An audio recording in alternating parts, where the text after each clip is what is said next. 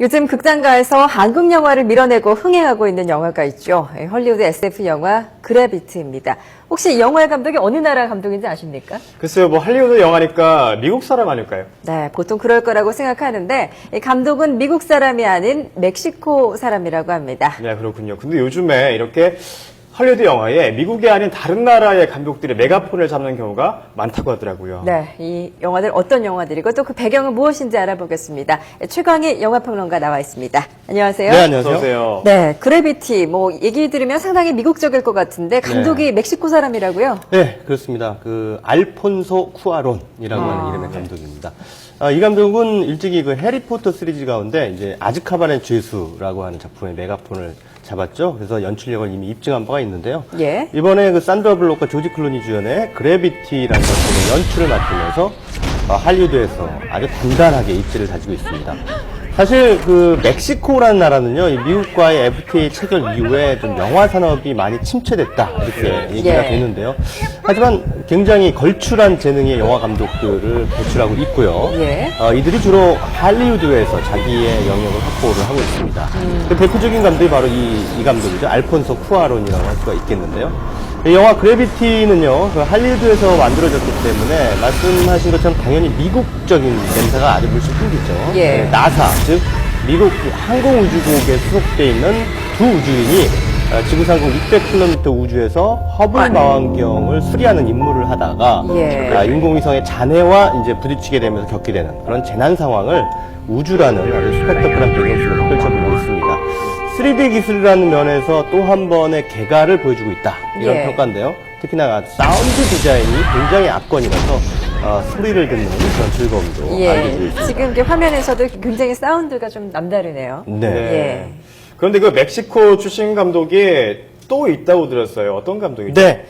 지난 여름에 개봉했던 영화입니다. 한국에서 굉장히 많은 분들이 보지는 않았습니다만, 퍼시픽 림이라고 하는, 로봇 나오는 작품이 있습니다. 이 작품의 감독이 바로 길레르모 델토로 감독, 바로 예. 멕시코 출신입니다. 아, 그렇군요. 이 길레르모 델토로 감독은요, 일찌감치 할리우드에서 자신의 영역을 충분히 가져왔는데요. 97년에 나왔던 델토 영화 미믹이라는 작품, 그곳에서 헬보이라는 작품. 예. 한영화제에서 아주 극찬을 들었던 잔혹 판타지 영화입니다.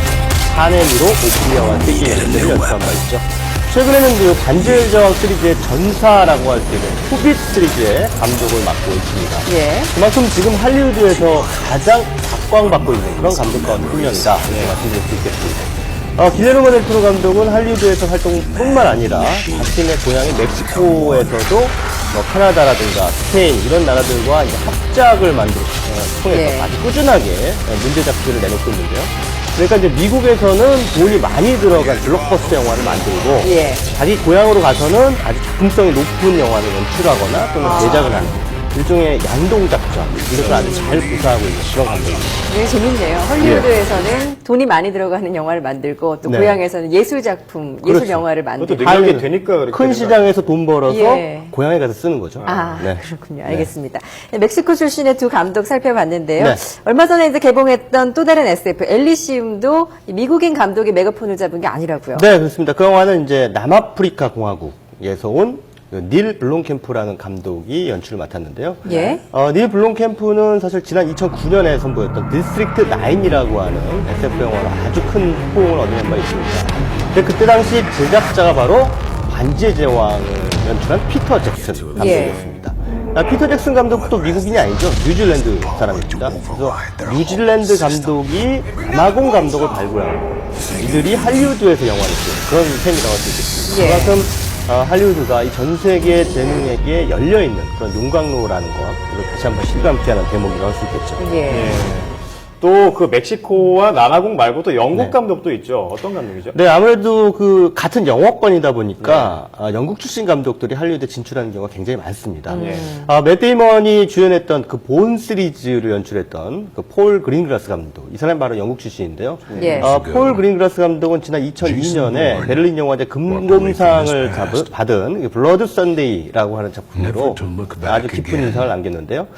이후에 할리우드로 건너와서 아주 속도감 넘치는 영상 미학으로 대표되는 그만의 독특한 연출 세계를 보여주고 있습니다. 예.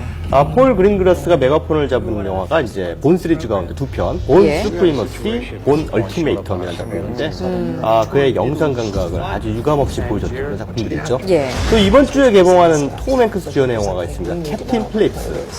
이 작품 역시 폴 그린그라스 감독이 연출을 했습니다. 예. 뭐 영국 출신 감독 가운데는 뭐 다크나이트라든가 인셉션 이런 작품 만든 크리스토퍼 놀란이라든가 예. 뭐 프로메테우스라는 작품 최근에 선보였던 리들리 스콧 감독 예. 이런 사람들이 아주 왕성한 활동을 하고 있죠. 예, 헐리우드에서 진출한 이제 우리나라 감독들 같은 경우는 네. 박찬욱 감독이나 김지훈 감독도 이제 영화 데뷔를 했는데 네. 이 아시아 감독들의 활약상은 또 어떤지 궁금하네요.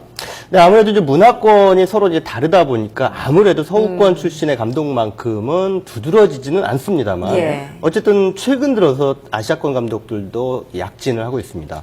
당장 그 올 가을에 국내 개봉해서 이 외국 공포 영화 가운데 최고 흥행 기록을 세운 영화가 있습니다. 예. 한국에서만 200만 명 돌파한 컨저링이라고 하는 작품이 있는데요. 뭐 무서운 장면 없이 무섭다라고 해서 많은 관객들이 또 호기심을 가지고 영화를 봤습니다. 이 영화의 감독이 바로 말레이시아 출신 예. 제임스 완이라고 하는 감독입니다. 이렇게 공포 영화 쪽에서는요, 유독 그 아시아 출신 감독들이 강세를 보이고 있는 그런 경향이 짙습니다.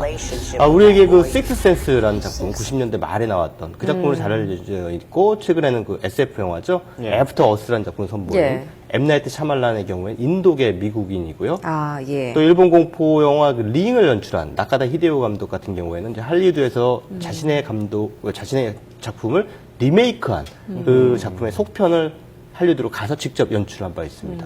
이 밖에 올 초에 라이프 오브 파이라는 작품 선보인 뭐 아주 유명한 감독이죠. 이안 감독.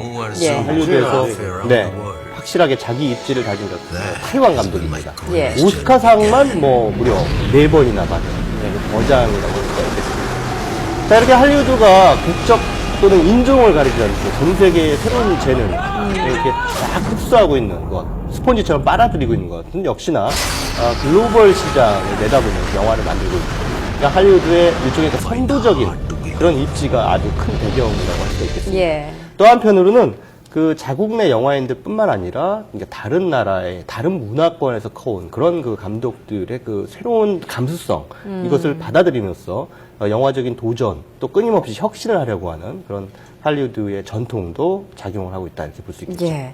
우리나라 감독들도 좀 더 많이 좀 진출했으면 좋겠다 이런 생각도 드네요. 네. 지금까지 최강희 영화평론가였습니다. 고맙습니다. 네, 감사합니다.